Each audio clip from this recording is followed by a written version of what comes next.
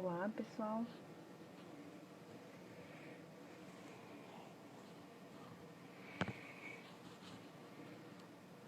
Aguardando aí nossos convidados de hoje, Dr. Bruno, Dr. Christopher.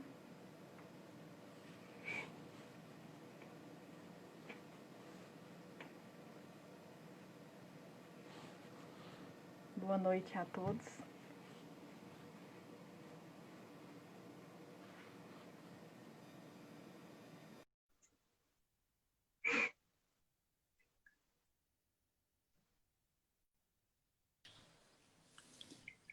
Boa noite. Bem, doutores? Tudo bem, doutora Betânia? Tudo jóia? Olá, tudo jóia? Tudo bem. Bastante frio por aí? Tá um friozinho aí, tá frio também? Nossa, tá gelado. Muito. Nossa região é muito quente aqui mais próximo a Ribeirão Preto, né? Então, qualquer tempinho assim, a gente já sente bastante. Aqui eu tô em Sacramento, né, Minas, na casa dos meus pais, passando a quarentena. Aqui é bastante friozinho. Ah, mas eu gosto desse tempo assim. É bom pra tomar um vinho, né? Nossa, nem me fala. Uma hora dessa já começa, né?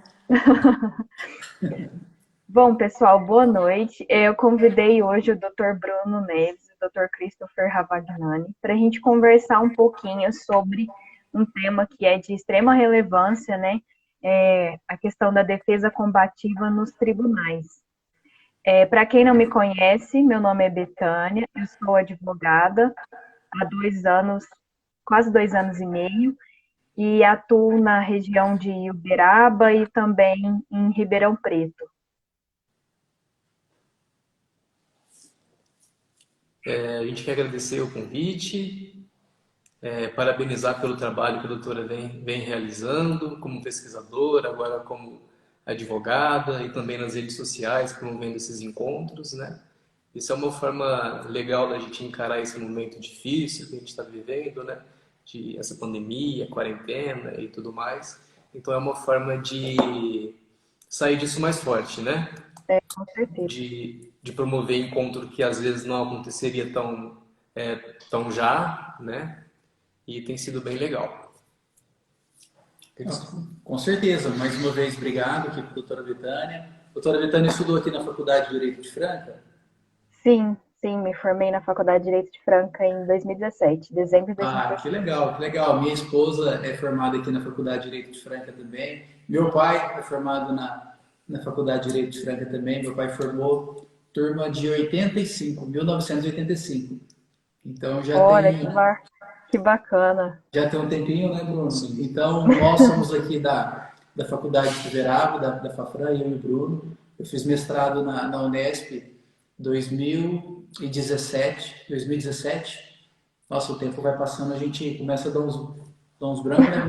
Em 2017, concluí o meu mestrado. Nós nos graduamos em 2009, aqui na Fafran, e desde lá a gente iniciou essa trajetória, sempre na área criminal. Então, agora a gente está completando, né, Bruno, em junho, a gente comemora formalmente 10 anos o escritório faz agora. Então é um momento de muita alegria para nós, Que bom. completando 10 Parabéns. anos aí, e aqui está aqui com a colega, né, batendo um papo agradável sobre a defesa do advogado criminalista nos tribunais. Estamos à disposição, doutora. Bom, algo que eu tenho percebido, que eu acho que vocês poderiam comentar melhor, né, com mais experiência na advocacia criminal, é que às vezes muitos advogados manejam de alguns recursos, assim, recurso especial, recurso extraordinário, que eu já tive a oportunidade de ver, de uma decisão de negativa assim de segmento de uma apelação criminal, às vezes sem analisar se aquela realmente seria a melhor estratégia, se já seria necessário já logo de pronto interpor esses dois recursos. Então eu acho que é algo que vocês poderiam colocar assim, da experiência prática de vocês, como é que vocês geralmente lidam com isso? Qual que é a análise que vocês fazem? Tá. Cada vez mais a gente se convence que a advocacia criminal ela não pode ser um atropelamento de atos ou de atos automáticos, sabe? Olha, o cliente está preso, pedido de revogação de prisão preventiva, negou habeas corpus, etc. Cada ato tem que ser muito bem pensado. É preciso, às vezes, utilizar de algo ruim para ganhar uma vantagem no processo. Por exemplo, quando se ingressa com um habeas corpus, seja por um pedido de nulidade, trancamento de um processo, de um inquérito, seja um pedido de liberdade, de revogação de prisão preventiva, etc. Quando se ingressa com habeas corpus, aquela Câmara que apreciar aquele pedido, ela estará preventa.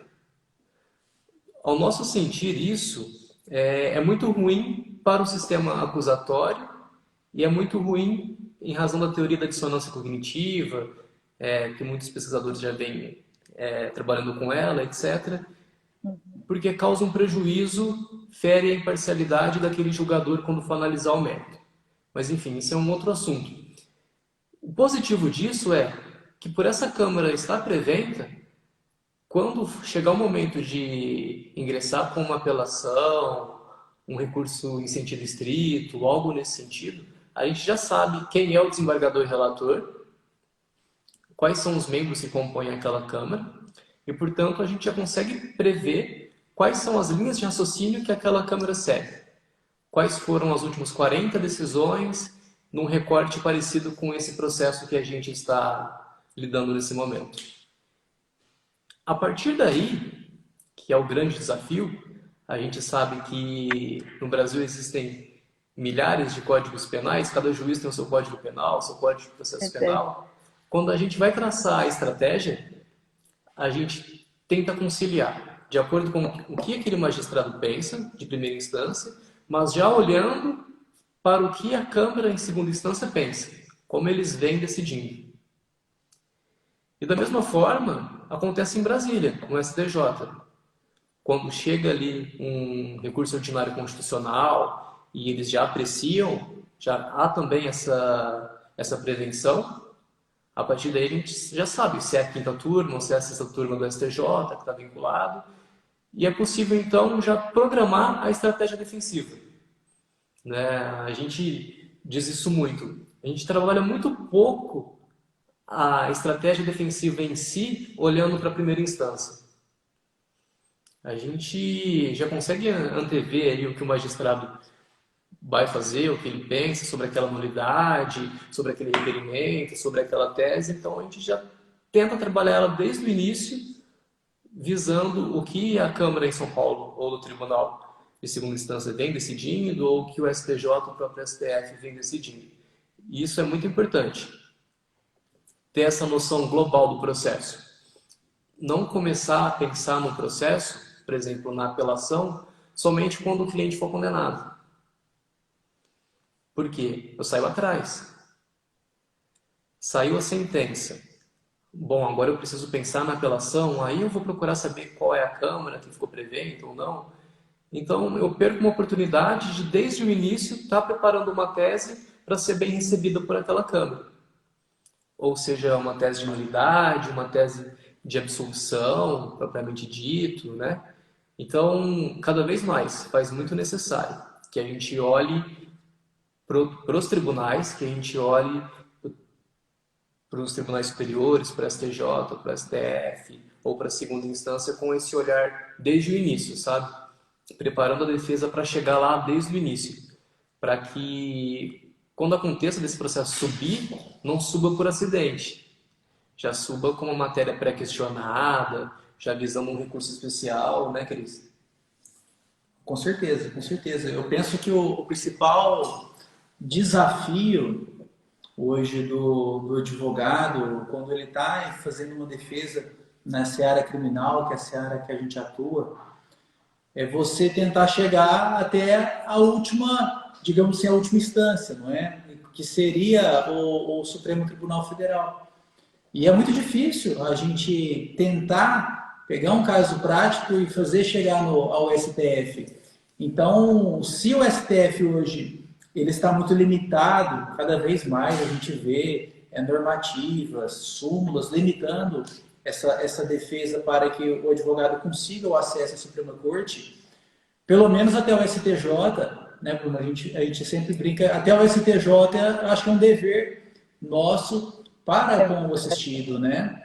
Então, cada vez mais, o STJ terá, se a gente continuar nessa dinâmica de restrição, principalmente do habeas corpus, né? Cada época, o habeas corpus ele sofre uma mutação através de decisões do STF, do STJ. Recentemente tivemos a decisão no caso do que decidiu na ADC, salvo engano, acho que na 42, 43 e 50, eu não lembro se era na 54, que foi declarada agora que não seria possível a execução provisória, olha que aberração isso, né? Falar execução provisória em segunda instância. Eu não consigo explicar isso para os meus alunos aqui na faculdade, que a presunção de inocência, ela, segundo aquele entendimento, não é, Bruno? Que ela se exaure da segunda instância, enfim, mas foi corrigido através da DC, mas cada vez mais, seguindo essa dinâmica de recrudescimento, o pacote anticrime, que entrou em vigor agora no dia 23 de janeiro, traz esse recado, essa mensagem. As propostas que nós temos e vemos cada vez mais para na esfera penal, sempre no sentido daquele olhar simplista de aumentar a pena, dificultar a progressão de regime, tornar delito hediondo, como se de fato esse tipo de artifício fosse trazer algum problema para a solução da violência, da criminalidade, não é? Então é um desafio para nós, defensores, ter acesso aos tribunais superiores, ter acesso à Suprema Corte. O que vocês colocaram é muito importante. Eu tive até uma experiência recente, um caso prático, que eu estava auxiliando uma colega advogada com habeas corpus, até de um sobrinho dela. Ele foi condenado por lesão corporal gravíssima. Mas no caso em si, ele havia sido provocado pela vítima, ela ficou fazendo provocações com a esposa dele num bar, e aí durante uma briga, por acidente, ele deu um empurrão, o cara caiu dentro de um rio que tinha próximo e ficou paraplégico. Assim, foi um caso muito assim, delicado, né, complicado, e ele está condenado em regime semiaberto, né, ele está cumprindo agora o regime semiaberto, desde o princípio, mas em razão de toda a situação, eu acho que tinha muita possibilidade de ter uma pena mais branda, ele já conseguir começar a cumprir o regime, cumprir a pena em regime aberto. Só que essa questão das teses, né, quando chegou em segunda instância, tinha parecer favorável da Procuradoria e tudo, tinha condições de conseguir um benefício, só que assim, eu acho que foi tão assim, mal trabalhado, né, essas teses, quando da instrução processual, porque a gente tem toda a questão da não possibilidade em segundo grau de reexame de provas, né?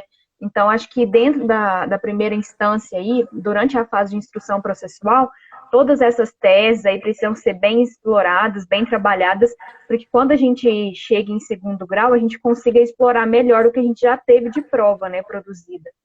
Nesse caso, eu acho que ficou bastante falho, a gente já... eu peguei esse caso com ela, tentei auxiliá-la, ele já havia sido condenado, já estava em fase de cumprimento de pena, e no habeas corpus a gente estava tentando aí melhorar a situação dele, mas aí já fica um pouco mais difícil, né? Sim, e uma ferramenta que a gente usa muito aqui no escritório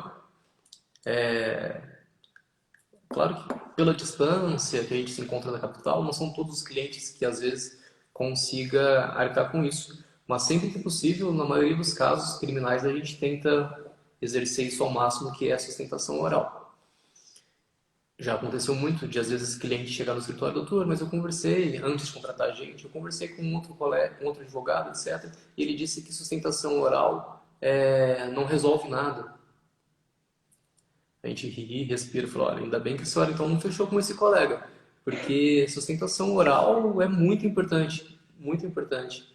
Com certeza. Mas não era somente chegar lá na tribuna, pedir a palavra por 15 minutos e falar sem parar, né?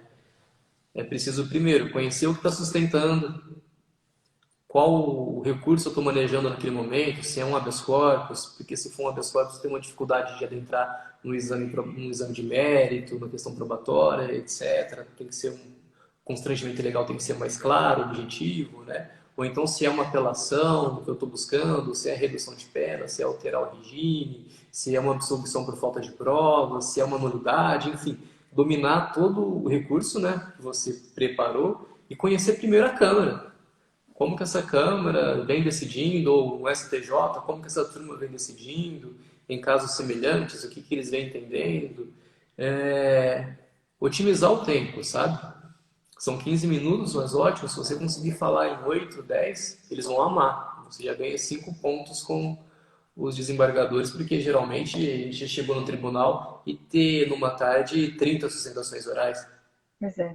Se É cada muita um for coisa, né? usar 15 minutos, quer dizer, eles não vão conseguir fazer metade disso no dia, né? Então, é muito importante.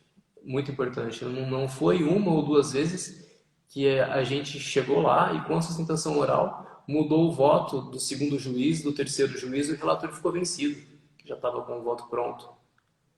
Então, se fosse um caso que não houvesse a sustentação, provavelmente o cliente teria perdido por 3-0, porque os outros dois iriam acompanhar o relator. Então, é muito importante a sustentação oral, tanto no TJ quanto no STJ. A forma que o STJ recebe o advogado para a sustentação oral É sensacional. é incrível. Você tem uma abertura, às vezes, para despachar com o ministro, entrega de um memorial na véspera, algo assim, maior do que a gente teria para despachar com o juiz da primeira vara, por exemplo, de uma cidade pequena.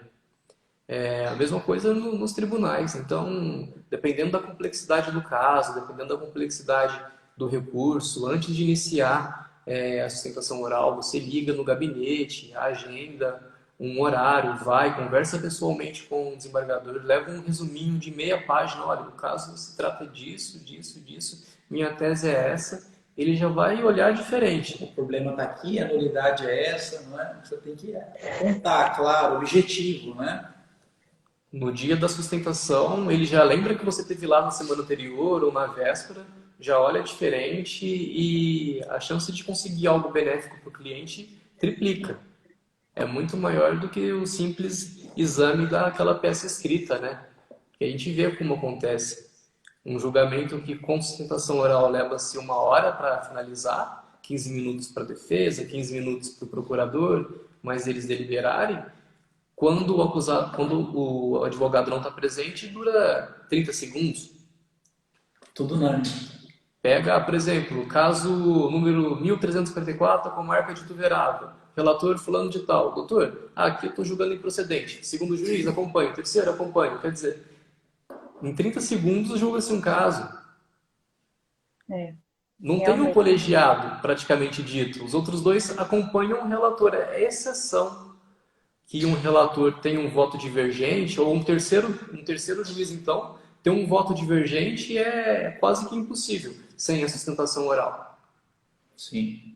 E muitas vezes, na sustentação oral, aconteceu isso recentemente em Goiânia. A gente teve para sustentar um caso de homicídio e os dois acusados foram presos quase que 5 anos depois do fato. E a gente foi sustentar esse habeas corpus, essa revogação da prisão preventiva, porque não tinha perigo em liberdade, não tinha contemporaneidade dos requisitos da preventiva, etc. E a gente sustentou, a relatora pediu visto, quer dizer, ela já estava com um voto contrário, né? Já iria denegar a ordem, a relatora pediu visto, depois na outra semana ela incluiu em pauta, e lá em Goiânia são 5 juízes que compõem a turma de julgamento. Em São Paulo são 3, lá são 5 desembargadores. A gente venceu por 4-1, quer dizer, era um caso que a relatora já tinha denegado a ordem. Se não fosse a sustentação oral, a defesa combativa ali no tribunal, estariam presos até hoje. Então, sempre que a gente ouve isso, fulano disse que sustentação oral não resolve nada ou não ajuda em nada, a gente lamenta pelos constituídos desse colega, porque, olha, está muito equivocado, né, Cris? Com certeza, com certeza. E quem atua lá na capital, principalmente, aqui em São Paulo, no Tribunal de Justiça, a gente vê que tem muito colega que parece que toda vez que a gente vai lá que marca horário, né? Sim. E você começa a ficar familiar, porque você sempre encontra aquele colega ali e fala, nossa, mas o colega está aqui de novo. E mesmo a gente sendo aqui do interior próximo, inclusive a Minas, você está em Sacramento, não é? A gente está aqui na divisa também entre Ituverava, Ribeirão Preto, e depois já vem Uberaba, né, Delta. Enfim, mas bem, a gente aqui na divisa, você já começa a se familiarizar com aqueles colegas que sempre estão lá. Por incrível que pareça, os próprios desembargadores, não é, Bruno? A gente já sente isso hoje, quando a gente começou a fazer esse trabalho. Lá em 2012, 2011, sei lá, a primeira. A primeira foi em 2011, né? Que eu acho que, salvo engano, a gente foi. Então, hoje, quando nós chegamos, os próprios desembargadores já acostumam, porque você está sempre ali, então já sabe até como que você vai agir. Cada caso exige um atuar diferente. Tem defesa que não adianta você chegar e tentar impor na marra a tese. Tem que ser uma questão sensível, que ao expor você tem que passar aquela emoção que o caso exige. Então, até o modo de agir, por incrível que pareça, sempre o mesmo advogado estando ali, né, Bruno? A gente já percebe a recepção. Os próprios procuradores, e isso é um detalhe também, tem procurador em segunda instância que é mais combativo do que o próprio promotor em primeira instância. Não é? Quantas vezes nós já vimos razões, contra-razões aqui do MP, às vezes o MP é favorável ao recurso, chega lá no tribunal, no dia da sustentação, quando você vai sustentar, o procurador é contrário ao parecer do Ministério Público de primeira instância. E você fala, nossa, não é? Como é possível isso? E acontece. A gente brinca muito que tem o Dr. João, qual Câmara aqui?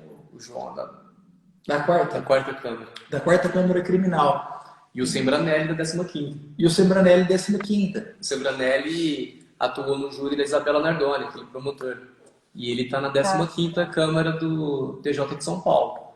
Quando a gente vai sustentar lá, não deve deixar passar nada, preparação, né? De um júri. Parece que é um júri, sabe? Quem está assistindo assim, porque vira aquela coisa meio que... Ele é bem teatral, então ele anda por toda a sala, gesticula muito, etc. É bem legal sustentar na 15ª. Ele desafia, né? Ele desafia, então você tem que ir tudo preparado, né? Sim.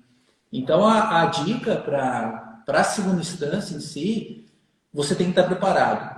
Se você não tem o domínio dos autos, do caso, da sua tese, e principalmente para eventuais adversidades que possam surgir durante o julgamento, e surge, tá? Já vi advogado, após a sustentação, a palavra passa, vai para o Ministério Público, quando é recurso apenas da defesa, ele contra-razão, faz a sustentação dele oral, vai para o relator, e o relator indagar o advogado algum detalhe do caso.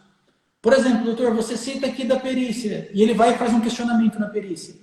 E o colega, na hora, não saber responder a indagação. Veja, se ele está interagindo com você ali, você já conseguiu despertar, não é, Bruno?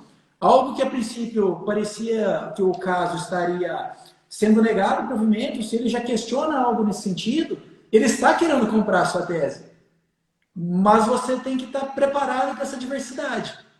E a gente já viu colegas nesses casos, nossa, doutor, eu não me recordo do laudo, ou eu vim aqui fazer para outro colega, eu vim fazer para o escritório. Aí arrebenta, né? Perde uma oportunidade dessa, não é? E muitas vezes eles testam a defesa. Sim. Já aconteceu em revisão criminal, né, Cris? A gente pronto para sustentar, o relator vira e fala, olha, doutor, aqui eu estou tendendo a conceder a ordem, a dar provimento a essa revisão criminal. O senhor quer insistir na sustentação? Aí, às vezes, poxa, me preparei e tal, né? Estou pronto para fazer sustentação. Pode ser que o colega com menos traquejo insista, não, quero insistir porque tem mais 10 desembargadores para julgar, né? Eu quero convencer os outros 10. Aí faz e perde. Né? Quer dizer, se o relator já está sinalizando que ele vai conceder, o próprio relator defende o voto dele para os outros colegas. Sim. Você fazer a sustentação, tirar mais 15 minutos ali deles, já é prejudicial. Então, é algo que a prática vai ensinando, sabe? Quando o relator chama, olha, aqui eu estou tendente a conceder, o senhor abre mão aí da sustentação? Opa!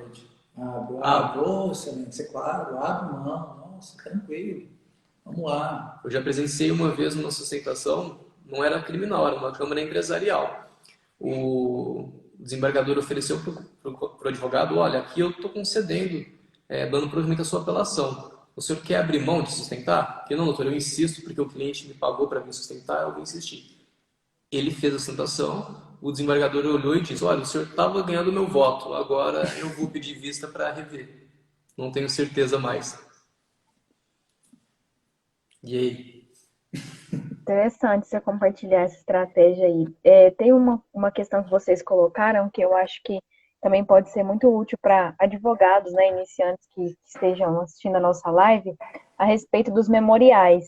Eu queria saber se é algo que vocês sempre utilizam, se depende do caso a caso, como é que funciona isso? Sempre que é possível, a gente utiliza. A gente faz um memorial bem curtinho, bem objetivo. 1 ou 2 páginas. Uma página, sim. Bem desenhadinho. Isso é uma forma de chamar a atenção do desembargador para o seu caso, sabe? De preparar uma mudança da cognição dele. Mas tem que ser bem objetivo. O despacho de memorial geralmente dura 3 minutos. É muito rápido. Às vezes eles conversam mais extra altos do que o próprio caso. Ô, doutor, você veio lá do interior, como é que é? Tava frio, tava calor, veio de carro, de avião, de trem, sabe aquela... Tipo, há uma interação muito bacana. Aí você fala, eu sou do Sacramento. Nossa, eu conheço alguém de Sacramento, enfim, conversa. Vamos pro caso. Aí você fala 1 minuto do caso. Geralmente, não é? Costuma rápido. Mas, por incrível que pareça, aquele contato, ainda que curto, se você consegue demonstrar com o poder de síntese ali que há algo que possa te favorecer, seja uma nulidade, seja um mérito, seja um pedido subsidiário, vale a pena. Vale a pena. Nós sempre temos por hábito eleger uma tese principal. Fala, olha, esse caso eu sinto que vou ganhar essa preliminar de nulidade porque essa interceptação telefônica, os requisitos estão frágeis. Então, se você tem uma tese, né, que é forte, que é apta, que ela pode fazer você vencer o caso, não fique insistindo ali, principalmente no despacho e na sustentação, nas outras teses. Não fica queimando cartucho, a gente brinca. Porque se essa tese sua é forte, acredite nela. Defenda essa tese. Se é a tese que pode trazer o êxito para o seu cliente, insista nessa tese. E a gente vê que muitos colegas chegam lá no tribunal e às vezes sustenta 12 preliminares de nulidade. Eu falo, gente, mas que caso que é esse, né? Que tem 12 preliminares de nulidade. Então, o julgador, no caso, não teve... O juiz foi o próprio MP, né, Bruno? Que acusou e sentenciou. Sim. Mas assim, como que um caso tem 12 preliminares de nulidade, não é? Então, você pode arguir, não tem problema. Doutor, eu tenho 12 hipóteses de nulidade, eu não vou colocar no recurso? Sim, coloque no recurso. Só que na sustentação, eleja suas teses principais. Se você tem vários pedidos, olha, esses pedidos tal, e nesse caso particular, essa preliminar denota que o requisito não foi obedecido, enfim, você vai com um alvo específico. E o poder de cognição daquele julgador vai ficar atento a essa questão que você entende que é a sua tese forte. Então, são estratégias. Você colocou muito bem. A estratégia, o agir estrategicamente, não é, Bruno? Sim. Eu acho que esse é a principal tarefa nossa, viu, doutora? O agir estratégico. Algo que a gente vem A gente tem uma desenvolvendo pergunta e... aqui para Sim. vocês. Marcelo Lima Santos, ele colocou assim, Dr. Christopher e Dr. Bruno, as ações penais têm diminuído ou aumentado? Vocês acham que após a pandemia haverá um número demasiado de ações em relação a hoje? Olha, Boa pergunta a questão dele aí. a gente responde isso com o crescimento da população carcerária. Sim. A estatística aponta que cada vez mais nós temos mais presos. Cada vez mais existem mais processos criminais. Cada vez mais leis mais rigorosas. E a violência continua aí, né? A As violência pessoas continua, precisavam É entender um ciclo isso. vicioso. a criminalidade continua, a gente sabe que leis mais severas não são capazes de diminuir o ciclo de violência ou de criminalidade, né? Porque existem várias lógicas de criminalidades. Como a gente sempre diz, o Hamilton Belo de Carvalho fala que a ótica, por exemplo, a criminalidade do crime sexual não é igual à criminalidade do estelionatário, que não é igual à criminalidade daquele furtador, que não é igual à criminalidade do homicida. Cada um tem uma lógica, cada um tem uma questão subjetiva que não se resolve com penas mais graves, né? Mas o que a gente vê é cada vez mais tipos penais, cada vez mais penas mais duras, cada vez mais dificuldade em progressão de regime, e com isso a demanda criminal não para de crescer. Mesmo sem pandemia, pós-pandemia, é lógico que há todo um reflexo, né, com a questão social, com a desigualdade social, com a falta de acesso a bens necessários, então isso tende a aumentar a criminalidade conforme isso fosse agravando. Mas não há uma associação direta com a pandemia, com isso não, mas com toda uma forma brasileira de se pensar política criminal ao longo desse século, né? do século XX e após o Código Penal de 40 até agora com o pacote anticrime, que o Marcelo Temer vem dizendo que é o pacote rumo a 1 milhão de presos. Então, com certeza a demanda criminal vai aumentar. Para você ter uma ideia, Betânia, e o Marcelo colocou essa questão no início do ano 2000, em média, 98, 2000, nós tínhamos, em média, a população carcerária entre 98 mil presos, 90 mil presos, tá? 80 mil presos. Era, em média, essa a nossa população carcerária. Logo na década de 90, nós tivemos a Lei dos Crimes Hediondos, que foi uma lei que teve o principal reflexo brutal no aumento do índice carcerário. Nós vemos que depois, o próximo passo assim, que foi fundamental para essa marcha rumo a 1 milhão carcerário foi a Lei de Drogas. A Lei 11.343, de 2006. Então, a Lei de Drogas trouxe uma contribuição fundamental.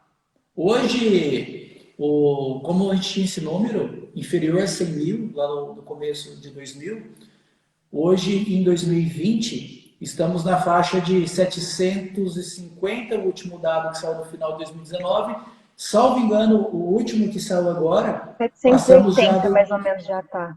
Isso. Então, se a gente vê... Quase 800 mil. Quase 800 mil. Então, se a gente olha, cresceu mais de 800% em 20 anos. Uma crescente muito E o pacote anticrime agora, a gente viu que principalmente progressão de regime, livramento condicional, criou uma série de requisitos que praticamente, em alguns casos, se a gente for considerar a idade do agente, do autor do fato, podemos considerar que teremos pena de caráter perpétuo. Porque se o agente com 40, 45 anos, 50, ele pratica um crime hediondo, que esse crime seja ao ponto de ter uma pena, que acho que a última escala, acho que é 60%, né, de fração para progredir, praticamente essa pessoa vai ter uma pena de caráter perpétuo. Então, teremos vários caracteres, vários tipos, várias normas que terão sua constitucionalidade questionada no Supremo. E a lei de drogas, hoje, é responsável por cerca de 40% a 45% dos presos. Todos por tráfico de drogas. Então, se quase metade da população carcerária é responsável pelo problema das drogas e nós não queremos resolver esse problema, não é? O Brasil hoje não está a fim de solucionar esse problema das drogas. A Eu gente não sempre bato vê... muito na tecla, em todos os trabalhos que eu faço, assim, que drogas é uma questão de saúde pública, que a gente precisava ter Perfeito, outro olhar sobre isso, né? Escrevi um artigo perfeito. falando sobre a estigmatização do negro como delinquente e da questão da mulher no sistema carcerário também. E assim, o que a gente vê em relação a essas duas populações, digamos assim, é que as maiores condenações são realmente por tráfico de drogas. E se a gente tivesse um outro olhar para essa questão, mais para essa parte de saúde pública, de como tratar, de como lidar com isso, a gente não estaria com uma população carcerária tão grande, realmente. Com certeza. Então, respondendo aí a esse posicionamento do Marcelo, gira em torno dessas questões, né, de políticas criminais. E o tipo de política nossa, que nós adotamos aí da lei dos crimes hediondos, principalmente, até hoje, cada vez mais aumentará o número carcerário, aumentando o número de agentes no sistema carcerário. Obviamente, produziremos cada vez mais violência e é um ciclo sem fim. É um ciclo sem fim. A tendência nossa é superar a China e os Estados Unidos. Que hoje os Estados Unidos já vem adotando uma política cada vez mais de tentar dar uma desafogada no sistema carcerário, viram o erro que cometeram ao insistir nessa questão de política de guerra às drogas, mas o Brasil, não é, Bruno? Sim. Ele ainda segue, infelizmente, com essa matriz, né, com essa linha. E a tendência, Marcelo, é cada vez mais aumentar a criminalidade e, com isso, a atuação dos defensores criminais. E a ONU vem passando um sabão no Brasil. Olha, vocês não podem continuar prendendo da forma que vocês estão prendendo e colocando as pessoas nos lugares que vocês estão colocando, né? E o Brasil chegou-se ao ponto de se cogitar colocar preso em container. Pois é. Eu até fico meio assim de conversar esses assuntos, porque eu sou praticamente quase que uma abolicionista, uma minimalista mesmo, assim. Ainda mais agora estudando justiça restaurativa, lendo os textos do Daniel Achute, né, que ele trabalha muito essa questão da JR e do abolicionismo penal. Então é até complicado conversar sobre essas coisas às vezes. Mas trazendo para essa pergunta do Marcelo e para o nosso tema da live de hoje, eu acho que seria interessante talvez fazer um link, né, de como que uma defesa combativa pode ajudar a lidar melhor com essas questões. Ah, sem dúvida, sem dúvida. Temos, por exemplo, voltando àquele início da questão, como fazer um representado, um assistido, ter acesso a uma decisão do STF. Como fazer um novo recurso da defesa chegar ao STJ. Isso passa pela estratégia, né, que o Dr. Bruno colocou bem no início da fala. Veja, como que você consegue fazer que o STJ julgue um recurso seu, um recurso criminal? Ora, ou nós vamos chegar lá através do habeas corpus, ou nós vamos chegar lá através do recurso especial. Não é? Hoje a gente vê que muitos pedidos baseados em habeas corpus para decidir questões de mérito. E essa é uma estratégia que o profissional tem que tomar cuidado, porque às vezes ele aposta todas as fichas no habeas corpus. A gente sabe que o habeas corpus ele tem aquele juízo de cognição sumária. Ao chegar, dependendo do ministro, ele vai indeferir liminarmente o processamento do recurso. Não é que ele vai indeferir a liminar. Ele indefere o processamento do recurso. E uma vez que foi indeferido o processamento do recurso, você já perdeu uma instância. Então é perigoso você tentar utilizá-lo como uma peça substitutiva do recurso próprio, do recurso especial. Ou do ROC. Ou do recurso ordinário constitucional, né? do ROC, né? Para fins de arguição da STJ. Mas voltando ao recurso especial, como que você consegue preparar um recurso especial bem elaborado para ser julgado no STJ? Ou como fazer um recurso chegar ao STF, um recurso extraordinário, chegar ao Supremo Tribunal Federal?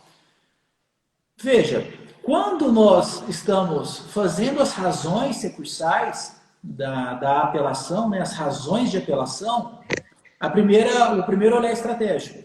Eu posso apresentar essas razões junto com a petição de interposição. Então, eu entro lá no artigo 593 do Código de Processo Penal, na interposição, e junto as razões de forma anexa.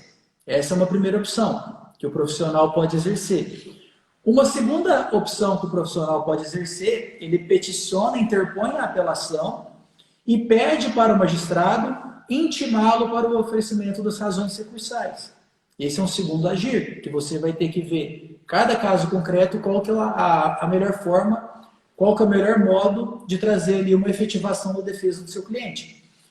Uma terceira hipótese que nós temos é você interpõe a petição de apelação e pede para que o juiz remeta os autos para o tribunal, nos termos do artigo 600, parágrafo 4º do CPP, para que você ofereça as razões diretamente no tribunal de justiça. Então aqui, qual das três estratégias utilizar? A primeira, interposição razões, intimação para oferecimento das razões em primeira instância, ou interposição e razões em segunda instância. Você tem que ver o seu caso concreto. O meu cliente, ele está preso? Percebe? Então é a primeira questão. Estou trabalhando com um acusado preso? Se sim, o que nós temos quando temos um acusado preso? Nós temos urgência.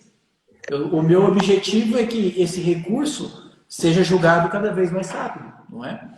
Então, qual que é o indicado? Você já interpõe, manda a petição de interposição e manda razões de apelação. Porque aí já vai ter a contra-razões do Ministério Público, ele sobe para a segunda instância. Se eu tenho um acusado solto, e é um caso de grande complexidade, por exemplo, como nós temos aqui na região uma operação envolvendo o Ministério Público, não é?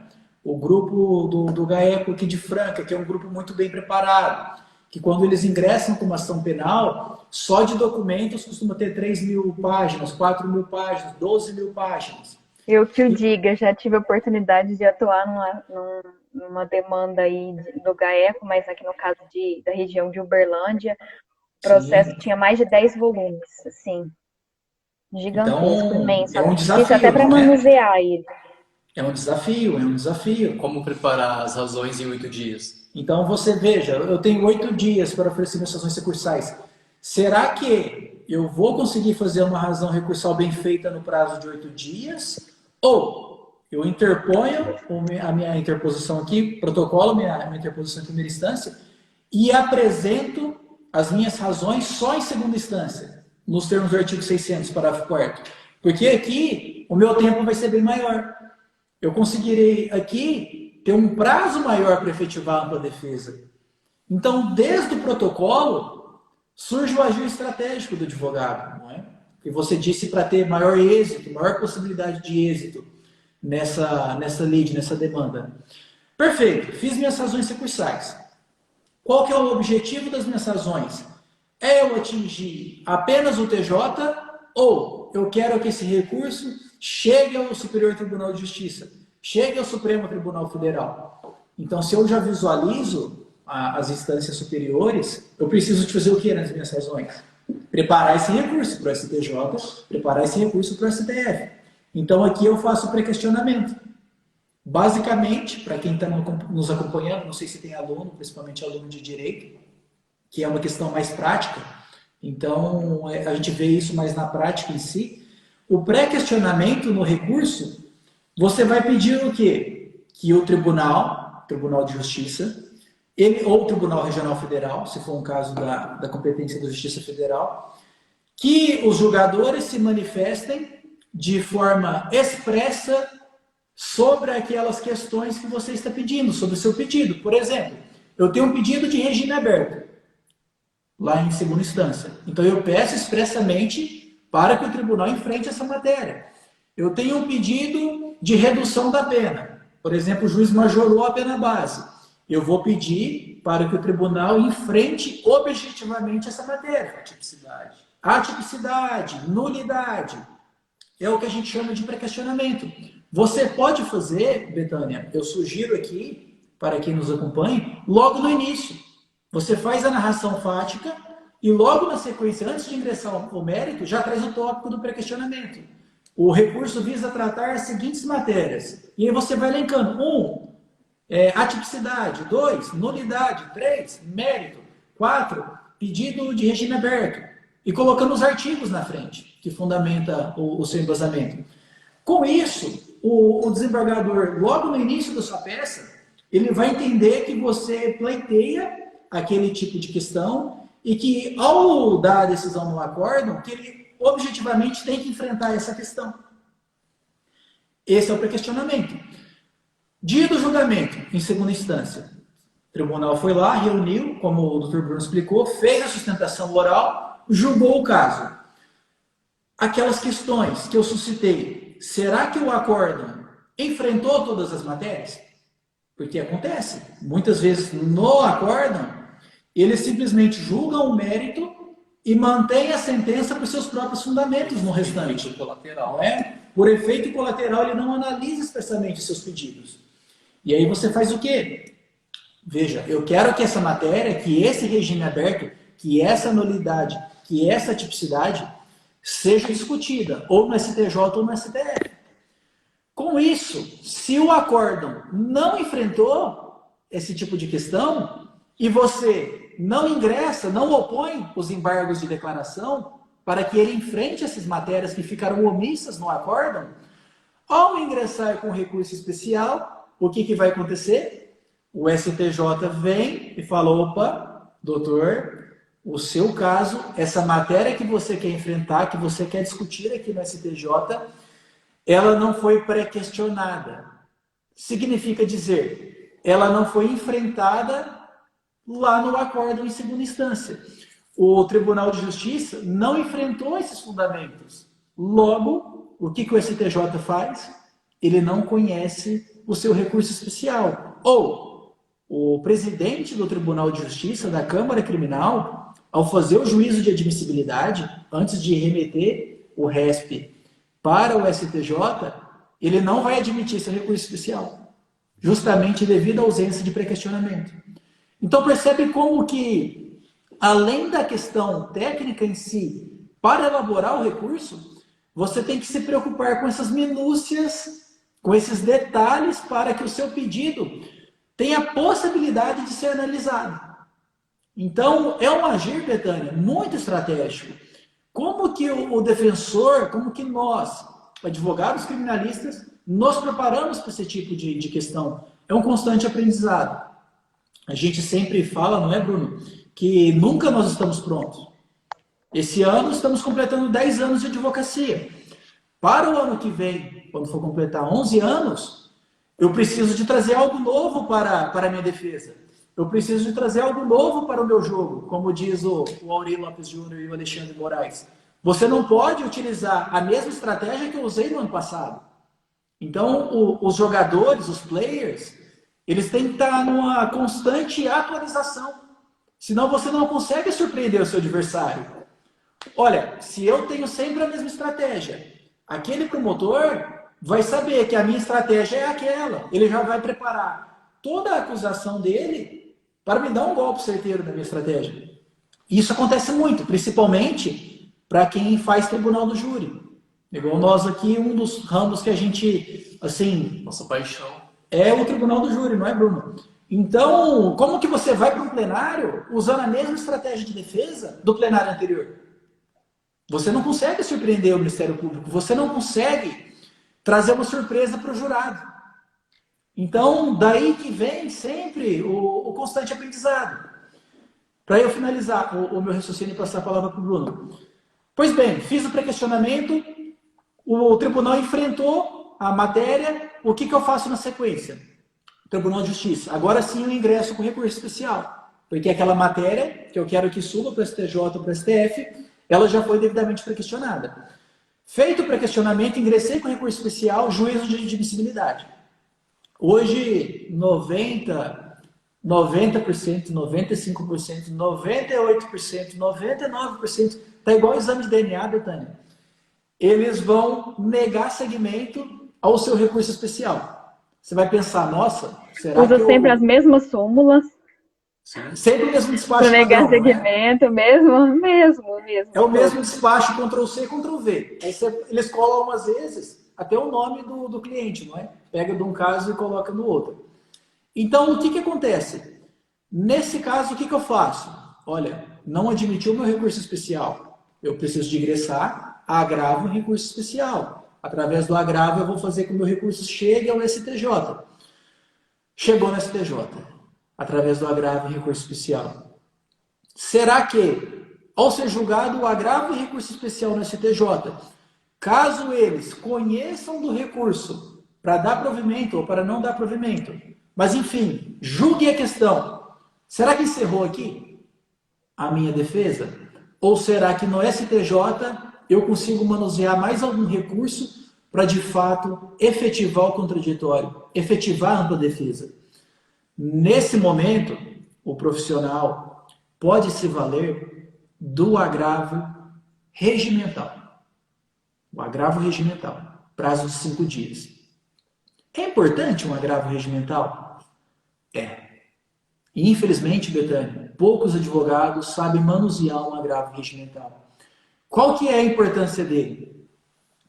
Quando o seu recurso é julgado no STJ, principalmente quando é um agravo em recurso especial, e o próprio relator não dá seguimento, ou seja, o pleno não se manifestou, não teve um julgamento colegiado, a turma não manifestou sobre aquele julgamento, e você vai tentar ingressar com um recurso extraordinário para o STF, primeira questão, quando chegar no STF, eles vão falar o seguinte, doutor, o STJ, ou o colegiado, não se manifestou sobre a matéria.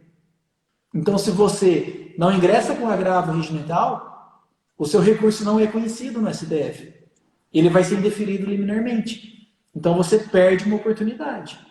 Então, percebe como que é uma série de atos, uma série de estratégias, e isso o profissional tem que estar sempre em constante aprendizado, Betânia. Não tem jeito, não tem fórmula pronta, tá? Não existe 1 mais 1 é 2 no direito. Cada vez mais, como você colocou, súmulas, recomendações, cerceando e limitando esse trabalho do profissional. Então, você tem que estar sempre numa constante e numa incansável busca. Tá? Então, esse é o recado, esse é o desafio. Como eu vou ter meios, vou ter peças, não é, Bruno? Para fazer o meu recurso chegar nas instâncias superiores. Eu acho que aí, de fato, você não tem uma certeza de vitória, mas você tem uma possibilidade de êxito. Uma outra questão, que é o discurso da moda, que o habeas corpus é usado excessivamente nos tribunais superiores. De fato, há um grande número de habeas corpus nos tribunais superiores, mas isso é um sintoma de que nas instâncias inferiores não estão respeitando as regras do jogo. Então a gente precisa utilizar do habeas corpus, porque nulidade, por exemplo, é objeto de habeas corpus. Quando o processo for manifestamente ilegal, cabe habeas corpus. Ou seja, atacam a causa, né? Atacam o final disso, o uso do habeas corpus, mas não se discute os sintomas do porquê a necessidade de tantos habeas corpus. Uma outra questão, para a gente caminhando para o encerramento, a objetividade é muito importante. Não há necessidade de ficar trazendo inúmeras jurisprudências, etc., de ficar transcrevendo o texto legal, porque pressupõe-se que o ministro, que o desembargador, já conheça de cor o artigo 312 do Código de Processo Penal. Eu não preciso ficar repetindo para ele quais são os requisitos da prisão preventiva. Eu não preciso ficar explicando para ele o que é o artigo 121 do Código Penal, que é matar alguém. Não há necessidade, tão pouco, de ficar se valendo de diversas jurisprudências. A objetividade. O que eu quero? Eu quero o habeas corpus porque estão ausentes os requisitos da prisão preventiva, porque não há contemporaneidade, não há o perigo libertado. Então, foca no que você está pedindo. Olha, mas ficou muito enxuto, 2 páginas, perfeito, ótimo. Se em 2 páginas conseguiu demonstrar que não há o perigo em liberdade, perfeito. Não há necessidade de ficar trazendo inúmeras jurisprudências. O Alexandre Moraes da Rosa diz muito isso. Eu nunca vi um juiz que se convenceu pela jurisprudência trazida aos autos, pelo advogado. Então, é a objetividade, né? Como a gente disse no início, como eu disse no início, conhecer o seu pedido, saber onde você quer chegar, para que você não se perca no meio de tantas teses e de tantas firulas e de tanto, né, Cris? Foco, objetividade, tanto nos habeas corpus, quanto nas apelações, quanto recurso em sentido estrito, objetividade. Menos é mais. Muitas vezes, menos é mais. Antes da gente encerrar, eu geralmente gosto de fazer, assim, trazer um resumo geral para o pessoal do que a gente abordou aqui. Vocês gostariam de acrescentar mais alguma coisa? Eu posso partir para essa parte de fazer uma síntese de tudo que a gente falou? Pode. Pô, por favor, Betânia, por favor. Então tá bom. Bom, gente, para quem não assistiu a live desde o princípio, eu vou disponibilizar depois, deixar aqui para vocês conseguirem assistir a live completa, mas eu gosto sempre de fazer uma síntese, né, dos principais pontos que a gente trouxe. E acho que, assim, o principal mesmo é essa questão de se preparar, né? Você colocou a questão do Auri Lopes Júnior, do Alexandre, de conhecer realmente as regras do jogo, né? Saber quem são os jogadores. Então, é muito importante, por exemplo, que já tem uma câmera para venda, você vai interpor algum recurso, você estude, né? Qual que é a ideia, como é que pensa, como julga os desembargadores que vão analisar ali seu recurso, né? Então, isso é muito importante. E já se preparar, já fazer essa defesa combativa desde lá da primeira instância, né? Preparando as teses, a forma como você vai construir e isso dentro do processo, né? Então, é uma questão que a gente colocou aqui que é bem importante. A necessidade também do assistido, né? Conseguir alcançar os superiores tribunais, Supremo Tribunal de Justiça, Supremo Tribunal Federal, Superior Tribunal de Justiça, que isso, assim, são uma das ferramentas, né, do acesso à justiça, e isso garante ainda mais também o contraditório e a ampla defesa.